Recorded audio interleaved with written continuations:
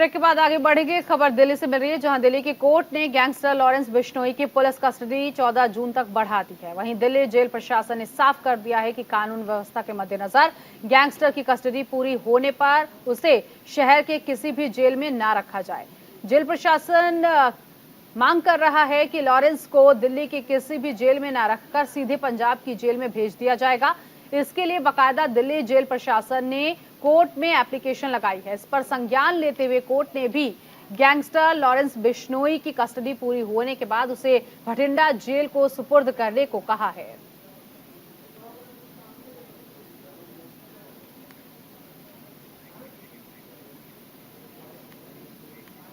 उधर आम आदमी पार्टी की पंजाब इकाई को आज उस समय और मजबूती मिली जब पार्टी ने राज्य के युवा और ईमानदार नेताओं को कई पदों पर नियुक्त किया।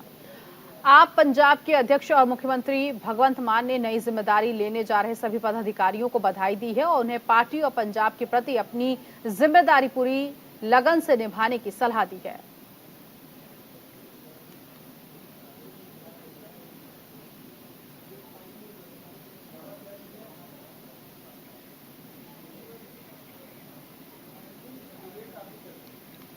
लुधियाना में एटीएम कैश कंपनी से आधी रात को 7 करोड़ की लूट मामले में बड़ा खुलासा हुआ। कैश वैन को मुल्लापुर में छोड़ने के बाद लुटेरे स्विफ्ट और स्विफ्ट डिजायर कार में फरार हुए थे। पुलिस को शक है कि इसी में कैश भी था।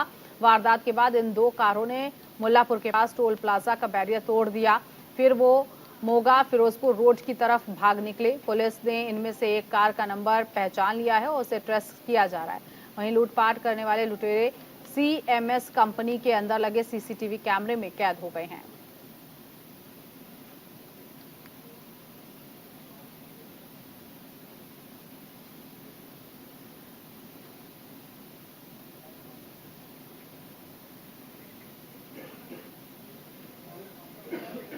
बीएसएफ ने पाकिस्तान की ओर भेजे गए एक और ड्रोन को मार गिराया। ये ड्रोन अमृतसर सेक्टर के ग्राम सैदपुर कला क्षेत्र में घुसा था। बीएसएफ के जवानों ने ड्रोन की आवाज सुनते ही उस पर फायर किया और ड्रोन गिरा दिया। ड्रोन पूरी तरह क्षतिग्रस्त हो चुका है। बीएसएफ ने इसकी जांच के लिए लैब भेज दिया है।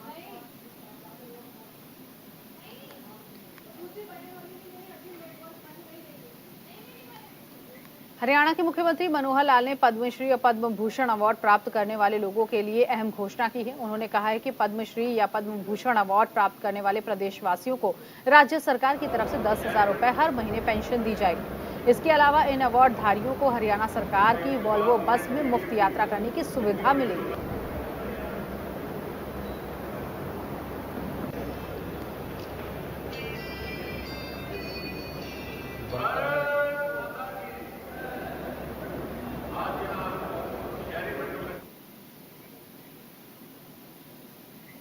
हरियाणा में जेजेपी बीजेपी गठबंधन की सरगर्मियों के बीच भिवानी महेंद्रगढ़ लोकसभा के बीजेपी सांसद धर्मवीर सिंह ने बड़ा बयान दिया। उन्होंने कहा, गठबंधन से मतलब नहीं है, बल्कि बीजेपी हरियाणा की सभी 10 लोकसभा सीटों पर जीत दर्ज करेगी।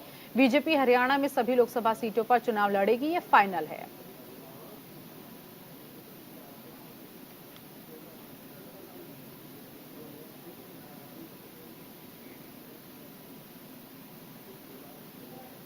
देखो, मैं तो इतनी कह सकता हूँ, भारतीय जनता पार्टी ने लोकसभा का चुनाव और विधानसभा का चुनाव अपने दम पर लड़ा था। और क्योंकि पहले लोकसभा का चुनाव आना है, 10 की 10 सीट माननीय नरेंद्र मोदी जी की झोली में इस प्रदेश की जनता ने दी थी।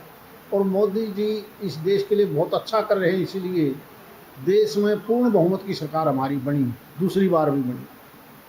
आगे जब भी चुनाव होगा तो आप देख लेना, पहले से भी ज़्यादा वोटों से 10 की 10 सीट फिर भारतीय जनता पार्टी जीतेगी। दूसरी बात तो आप उन लोगों से पूछो जिन्होंने कर रखा है। हमने तो ये पता है कि हम लोकसभा का चुनाव में 10 की 10 सीट जीतेंगे। देखिए, देश का खिलाड़ी हमारी मान सम्मान है। जब भी ओलंपिक, एशियाड, कॉमनवेल्थ के गेम होते हैं, हमें बहुत कम मेडल मिलते थे। बड़ी मेहनत करने के बाद, और खासकर बेटियों का तो बहुत बड़ा हाथ रहा है खेलों में। हमें मेडल की तालिका में धीरे धीरे हम आगे बढ़ रहे हैं।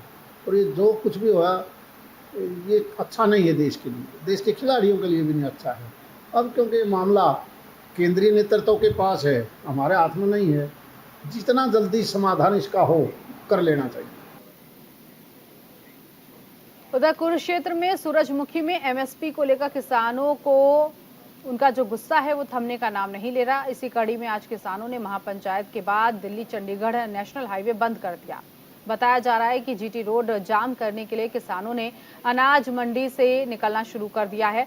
वहीं दूसरी ओर किसान नेता राकेश टिकैत ने कहा कि हम हाईवे ब्लॉक नहीं कर रहे हैं, लेकिन गिरफ्तार किए गए किसानों की रिहाई हो, साथ ही एमएसपी गारंटी कानून लागू किया जाए, इससे कम कोई समझौता नहीं है।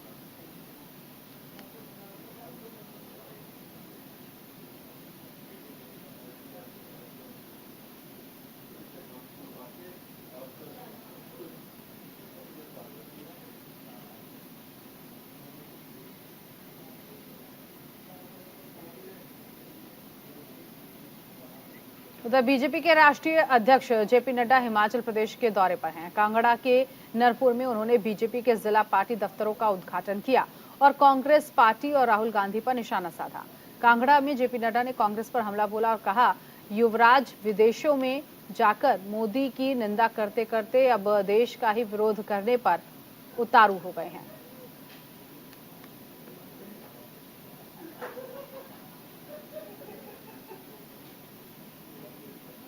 और मैं कहना चाहूंगा और वो दुख के साथ कहना चाहूंगा कि जब हम लोग इस तरीके से देश को दुनिया में मोदी जी ने स्थापित किया है, तो कांग्रेस पार्टी का युवराज भारत की प्रजातंत्र को बचाने के लिए इंग्लैंड जिसने 200 साल भारत का राज किया, उसके पास जाकर के कह रहा है कि भारत में प्रजातंत्र बचाओ। यानी देश की गरिमा को गिराने में कोई कसर नहीं छोड़ रहे, कोई कसर नहीं छोड़ रहे। अरे युवराज, मोदी जी का विरोध करते करते तुम देश का विरोध करने लगे, तुम भारत की परंपराओं का, संस्कृति का मजाक उड़ाते हो। आप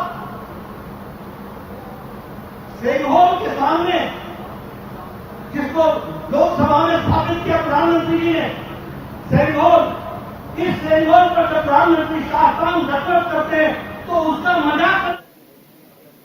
और इसी के साथ इस बुलेटिन में अभी के लिए बस इतना ही। बाकी के तमाम खबरों के लिए आप बने रहिए न्यूज इंडिया के साथ। नमस्कार।